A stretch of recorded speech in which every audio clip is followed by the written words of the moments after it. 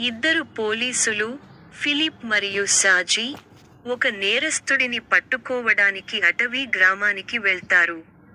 ఆ గ్రామానికి చేరడానికి వారు కొండ ప్రాంతం మీదుగా ప్రయాణించాలి.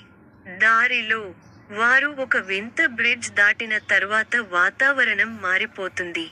గ్రామానికి చేరాక, అక్కడి ప్రజలు చాలా విచిత్రంగా ప్రవర్తిస్తారు. నోటికొచ్చినట్లుగా అశ్లీలంగా మాట్లాడతారు. కానీ వారి మాటల వెనుక ఏదో రహస్యముంది. పోలీసులు, నేరస్థుడు ఉంటున్నాడని అనుమానించిన తోటకు వెళ్లి అక్కడ ప్రజలతో మమేకమవుతారు. అయితే, వారు ఎంత వెతికినా నేరస్థుడి జాడ దొరకదు. కాలం గడుస్తున్నట్లు అనిపించక, వారు పదే పదే అదే సంఘటనలను అనుభవిస్తారు.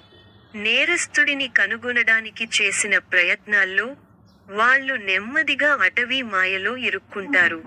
చివరకు, పోలీసులే అసలు ఎవరో, వాళ్లను వెంబడిస్తున్నది ఎవరో అనే సందేహం మొదలవుతుంది. చివరికి, అది ఒక సార్వత్రిక చక్రం లాంటిది. అటవీకి వచ్చిన వాళ్ళు ఎప్పటికీ బయటికి వెళ్లలేరు. మళ్లీ మళ్లీ అదే చుట్టూ తిరుగుతుంటారు. వాళ్ళెవరో, వాళ్ళు వెతుకుతున్న నేరస్థుడెవరో అన్నది అస్పష్టంగా మిగిలిపోతుంది. కథ మిస్టరీగా, ఆలోచనగా ముగుస్తుంది.